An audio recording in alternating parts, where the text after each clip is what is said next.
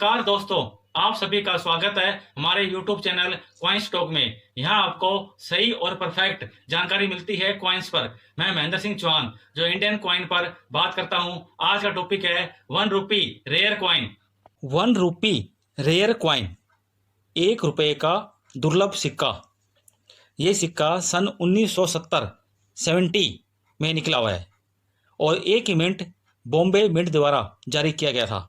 इसका वजन 10 ग्राम है और ये सिक्का प्योर निकल धातु का निकला हुआ है। प्योर निकल के सिक्के को चुंबक पकड़ती है। मैं आपको दिखाता हूँ।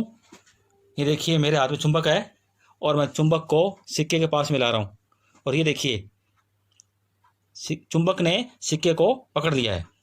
इसका मतलब ये सिक्का निकल धातु का बना हुआ है।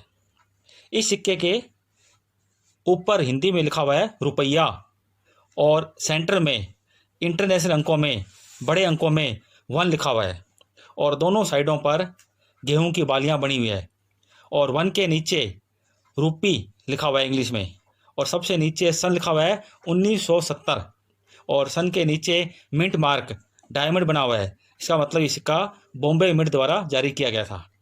दूसरी साइड में हेड साइड की तरफ एक साइड में हिंदी में लिखा हुआ है भारत और दूसरी साइड में इंग्लिश में लिखा हुआ है इंडिया और सेंटर में लार्ज अशोक स्तंभ बना हुआ है और अशोक स्तंभ के नीचे सत्यमेव जयते नहीं लिखा हुआ है, क्योंकि सत्यमेव जयते सबसे पहले 1982 में लिखा गया था और उसके बाद हर साल सिक्कों पर लिखा जाता है। 1982 से पहले जितने भी सिक्के निकले हुए हैं, किसी भी सिक्के पर अशोक स्तंभ के नीचे सत्यमेव जयते नहीं लिखा हुआ है।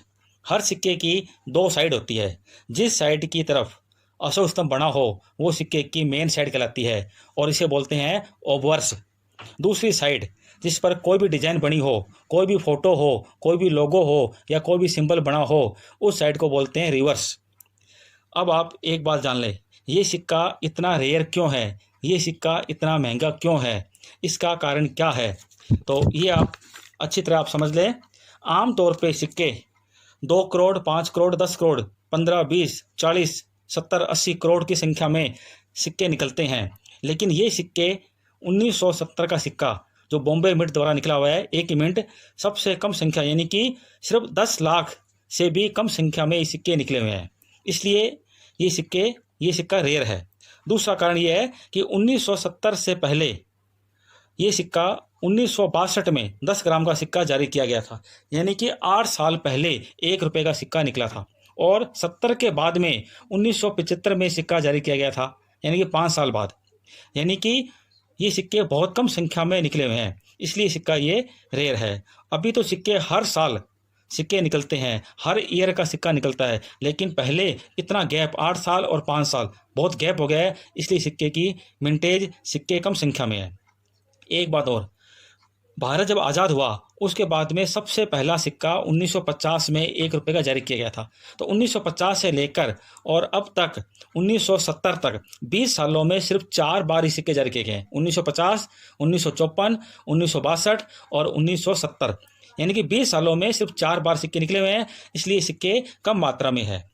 और अगली बात एक और है, 1970 के अंदर निकल के भाव बहुत ज़्यादा बढ़ गए थे, दाम बहुत ज़्यादा हो गए थे निकल के, और ये सिक्का सरकार को महंगा पड़ने लग गया था, यानी कि लागत से भी अधिक सिक्का महंगा पड़ने लग गया था और इसके दाम बहुत ज़्यादा हो गए थे निकल के। इसलिए सरकार ने फैसला लिया कि अब ये सिक्के जारी नहीं किए जाएंगे प्योर निकल वाले, और आगे कॉपर निकल के सिक्के जारी किए जाएंगे। तो 1970 प्योर निकल का आखिरी सन का सिक्का है जिनकी मिंटेज बहुत ही कम हुई थी और ये सिक्के बहुत कम संख्या में निकले हुए हैं, इसलिए ये सिक्का बहुत रेयर है। तो ये 3-4 कारण है जिससे ये सिक्का काफ़ी रेयर माना जाता है।